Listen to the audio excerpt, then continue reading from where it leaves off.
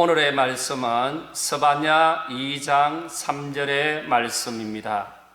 제가 봉독해 드리겠습니다. 여호와의 규례를 지키는 세상의 모든 겸손한 자들아, 너희는 여호와를 찾으며 공의와 겸손을 구하라. 너희가 혹시 여호와의 분노의 날에 숨김을 얻으리라. 아멘. 샬롬, 주 안에서 평안하시죠? 오늘은 먼저 우리 교인 소식부터 한 가지 알려드리겠습니다. 2012년 말에 우리 교회에 등록하셔서 지금까지 교회를 잘 나오시던 이인성 집사님, 최경옥 집사님께서 29일 화요일 남양주 별내로 갑자기 이사를 가시게 되었습니다. 섭섭하기 거지없지만 건강을 위해 물리치료를 다니시는 병원 가까이로 가시니 잡을 수가 없었습니다. 이사를 가셨어도 자주 오시겠다고 하니 꼭 그렇게 되었으면 좋겠습니다. 살고 있던 집은 전세를 놓고 갔습니다. 기회가 되면 다시 이곳으로 오시면 됩니다. 다시 뵐 때까지 하나님께서 인도해 주시고 보호해 주시기를 바라며 영육은 더욱더 강건하실 수 있기를 바랍니다. 이번 주에는 추석 명절이 있는데 가정예배 순서지를 준비해 놓았습니다. 교회 입구에 비치해 두었으니 오늘 오신 분들은 필요한 만큼 가져가셔서 잘 사용하시고, 또 오늘 나오지 못하신 분들은 언제든지 교회 오시면 가지고 가실 수가 있습니다. 코로나19로 인하여 추석 명절이 예전 같지 않습니다. 정부에서는 가족과 함께하는 명절보다 가족을 위하는 명절을 만들라고 하니 편하게 왕래할 수 없을 것 같습니다. 하지만 하나님께 영광을 돌리고 부모님께 기쁨을 드리며 즐겁고 평안한 명절, 행복하고 감사가 넘치는 복된 추석 명절을 보내실 수 있기를 바랍니다. 오늘은 우리 신앙인들이 경건한 삶을 함양하기 위해 꼭 필요한 겸손에 대하여 말씀을 드리고자 합니다. 제목은 겸손을 구하라입니다. 겸손은 기독교의 근본적인 덕목입니다. 그리스의 철학자 아리스토텔레스는 사람의 자만심을 고결한 것으로 찬양하지만 독일의 실존주의 철학자인 니체는 겸손의 덕을 타락한 도덕성의 본질적인 부분이라고 혹평했습니다. 하지만 기독교에서 말하는 겸손은 피조물인 인간이 그의 창조주 되시는 하나님께 돌려야 할 올바른 태도입니다.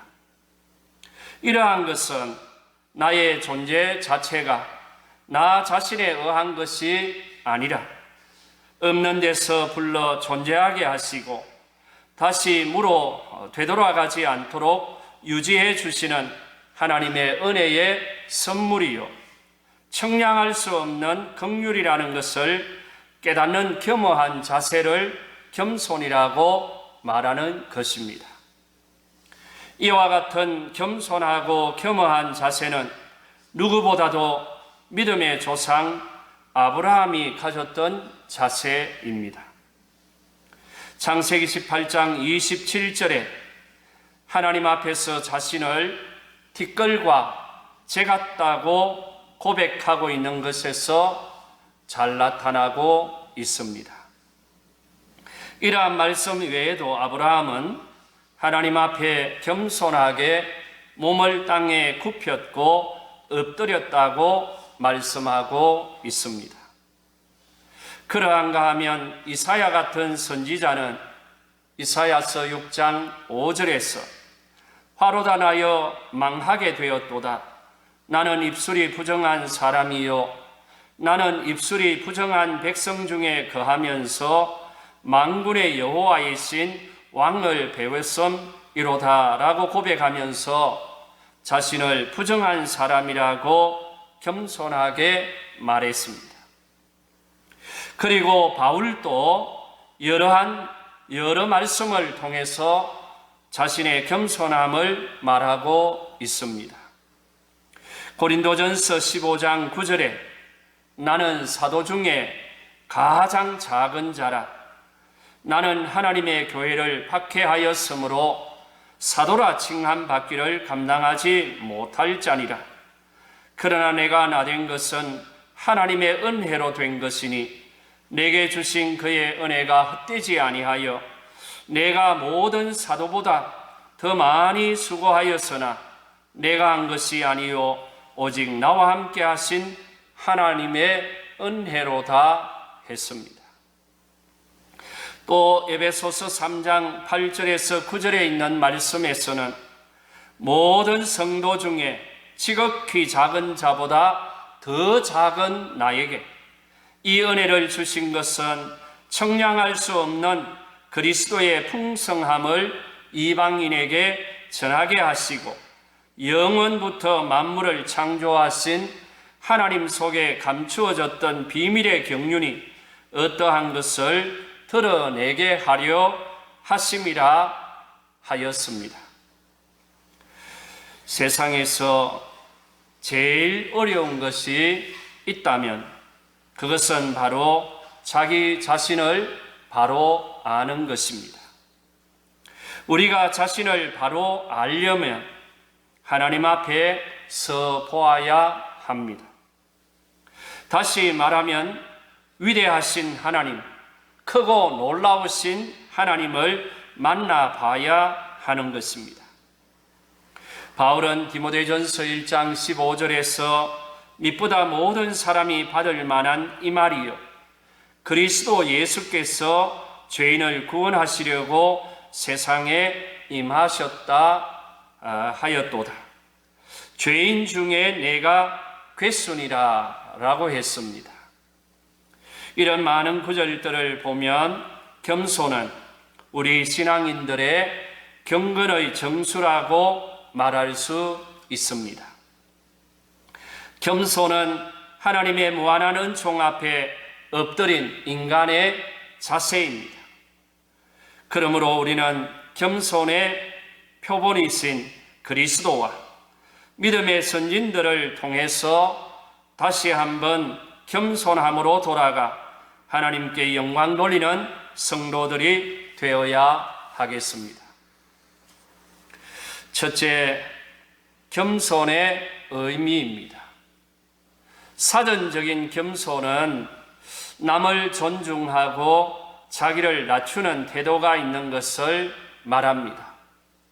하지만 우리 신앙인은 하나님의 주권적인 은혜 앞에 온전히 머리를 숙이고 연합을 파괴하는 그 어떠한 거만도 용납하지 않는 것을 의미합니다. 다시 말하면 철저한 하나님 중심으로 어린아이와 같은 자세를 말하는 것입니다.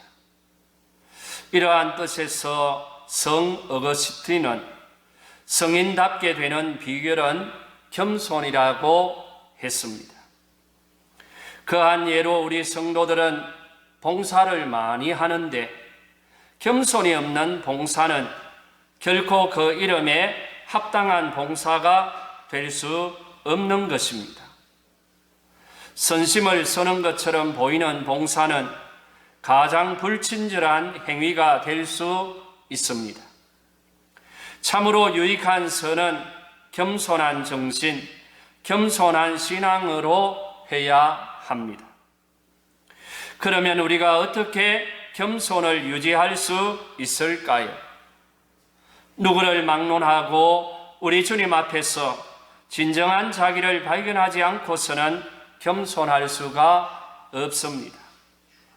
어떤 사람은 겸손한 생활을 하다가도 주님 앞에서 자신을 살피는 것이 제대로 되지 않을 때에 다시 교만해져서 죄를 짓는 것을 볼 수 있습니다. 우리가 잘 아는 다윗은 겸손한 중에 왕이 되었습니다. 그러나 그도 교만할 때가 있었습니다. 나라가 커지고 백성도 많아지고 병거와 마병도 많아지니 백성들의 수를 한번 세어보고 싶었던 것입니다. 그것만 가지고도 나라를 다스리고 방비하고 이길 수 있다고 생각했는지 모르겠습니다. 출애굽의 영도자 모세 같은 경우에도 잠시 착각하고 교만에 빠질 때가 있었습니다. 민수기 20장을 보면 모세는 마치 자기가 반석에서 물을 내어주는 것처럼 자기 과시에 빠지기도 했습니다. 이 모두가 우리에게 무엇을 말해주고 있습니까? 우리는 날마다 하나님 앞에서 자기를 살피는 삶을 살아야 함을 가르쳐 줍니다. 이번 추석에도 겸손하게 섬기는 그런 명절을 보낼 수 있기를 바랍니다. 하나님께서는 이스라엘 백성들의 조상 아브라함과 약속을 이행하셔서 이스라엘 민족을 가나안 땅으로 인도했습니다. 그러나 이러한 사실을 잊고 그들은 곧잘 우상을 섬겼으며 하나님을 배반했습니다. 결국 나라가 망하고 포로가 되는 비운을 겪었습니다. 하나님께서는 이처럼 자주 변절하는 삶을 원하지 않으십니다. 우리는 일시적으로 때로는 어떤 사건이 있을 때에 겸손해질 수 있습니다. 그러나 참다운 겸손은 그런 차원이 아닙니다. 겸손한 사람은 매사에 최후까지 차마 하나님의 뜻을 이루는 자를 말하며 죽기까지 겸손함을 나타냈을 때에 그가 참으로 겸손한 자입니다. 누가복음 18장 13절 이하에 있는 말씀을 보면 세리는 멀리 서서 감히 눈을 들어 하늘을 쳐다보지도 못하고 다만 가슴을 치며 이르되 하나님이여 불쌍히 여기소서 나는 죄인이로소이다 하였느니라. 내가 너희에게 이르노니 이에 저 바리새인이 아니고 이 사람이 의롭다 하심을 받고 그의 집으로 내려갔느니라. 무릇 자기를 높이는 자는 낮아지고 자기를 낮추는 자는 높아지리라 하시니라 했습니다. 우리 성도들은 세리처럼 자신을 낮추고 겸손하게 하나님이여 나를 불쌍히 여기소서 나는 죄인이로소이다 라는 마음과 자세, 기도를 통해서 하나님께서 높여주시는 은혜를 입을 수 있기를 원합니다. 또 누가복음 14장 10절의 말씀을 보면 청함을 받았을 때에 차라리 가서 끝자리에 앉아라. 그러면 너를 청한 자가 와서 너더러 벗으여 올라 앉으라 하리니 그때에야 함께 앉은 모든 사람 앞에서 영광을 얻으리라 하였습니다. 어떤 모임에 가든지 어떤 자리에 청함을 받든지 이런 영광을 얻을 수 있기를 바랍니다. 둘째는 겸손한 신앙인이 되어야 하겠습니다. 바울은 예수님을 믿기 전에는 교만한 사울로 큰 자로서의 삶을 살았습니다. 그러나 예수님을 만나고 믿고 난 후에는 겸손한 바울이 되어 작은 자로서의 삶을 살았습니다. 그는 항상 예수님의 마음을 품으려고 노력했고 그의 권면도 보면 겸손 그 자체입니다. 빌립보서 2장 5절 이하에 있는 말씀을 보면 너희 안에 이 마음을 품으라. 곧 그리스도 예수의 마음이니 그는 근본 하나님의 본체시나 하나님과 동등됨을 취할 것으로 여기지 아니하시고 오히려 자기를 비워 종의 형체를 가지사 사람들 같이 되셨고 사람의 모양으로 나사 자기를 낮추시고 죽기까지 복종하셨으니 그 십자가에 죽으심이라 했습니다.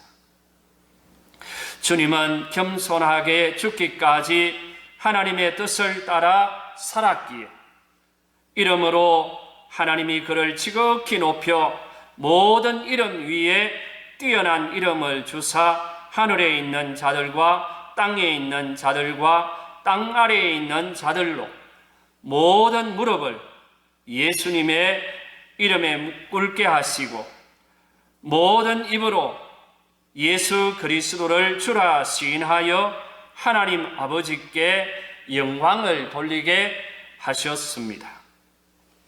우리는 지금 내 힘과 내 능력으로 살았다고 자부한 적은 없습니까? 자기 자신과 업적을 항상 남에게 자랑하는 그런 편은 아니었습니까? 신앙인으로서 진정한 겸손의 자세를 가지고 있습니까? 바라기는 주님을 본받아 믿음의 선진들을 본받아 겸손하게 살아갈 수 있기를 바랍니다. 주님의 모습을 바로 이해하면 괴로우나 즐거우나 고난 가운데서도 손해와 이익을 따져서 행동하지 않고 하나님의 뜻이기 때문에 복종하는 겸손한 자세로 살아갈 수가 있습니다. 성경에 나타난 신앙인들은 모두가 겸손한 사람들이었습니다. 가끔 다윗처럼 모세처럼 겸손해서 멀어질 때가 있었지만 그럼에도 불구하고 모두가 겸손한 사람들이었다고 감히 말할 수 있습니다. 성경을 보면 신앙이 깊으면 깊을수록 더욱 겸손한 생활을 한 것을 볼 수 있습니다. 우리도 주님을 본받아 겸손한 신앙인으로 살아야 하겠습니다. 신앙과 겸손은 매우 밀접한 관계를 가지고 있습니다. 누가복음 7장을 보면 예수님께서 가버나움에서 한 백부장을 만났습니다. 그 백부장은 사랑하는 종이 병들어 죽게 되었습니다. 그러자 각색 병자들을 다 고치신다는 예수님의 소문을 듣고 유대 장로 몇 사람을 보내어 그 종을 구해 주시기를 백부장은 청하였습니다. 그러자 예수님께서 그들과 함께 갔습니다. 그러자 백부장이 벗들을 보내어 이르되 주여 수고하지 마옵소서. 내 집에 들어오심을 나는 감당하지 못하겠나이다. 그러므로 내가 주께 나아가기도 감당하지 못할 줄을 알았나이다. 말씀만 하사 내 하인을 낫게 하소서. 나도 남의 수하에 든 사람이요 내 아래에도 병사가 있으니 이들어 가라 하면 가고 저들어 오라 하면 오고 내 종들어 이것을 하라 하면 하나이다 그랬습니다. 전체적인 말씀을 보았을 때에 이 백부장은 사랑하는 종을 구해 주시기를 청하였지 직접 집에 와서 고쳐주기를 바란 것은 아니었던 것 같습니다. 그는 지휘관이었기에 명령만 해도 고쳐질 것을 믿었던 것 같습니다. 정말 대단한 믿음, 겸손한 믿음을 가진 자라고 말할 수 있습니다. 이러한 백부장의 말을 들었을 때에 예수님께서 그 백부장에게 뭐라고 칭찬을 해 주었습니까? 9절에 있는 말씀에 보니 이스라엘 중에서도 이만한 믿음을 만나보지 못하였노라고 했습니다. 사랑하는 성도 여러분, 우리도 겸손한 마음으로 칭찬 듣는 믿음을 가진 성도들이 되십시다. 교만은 많은 지식을 무용지물로 만들지만 겸손은 적은 지식으로도 풍요롭게 합니다. 그러므로 많은 지식보다 겸손이 낫습니다. 쉬운 것을 어렵게 말하는 것은 교만의 사치요 어려운 것을 쉽게 말하는 것은 겸손의 저축입니다.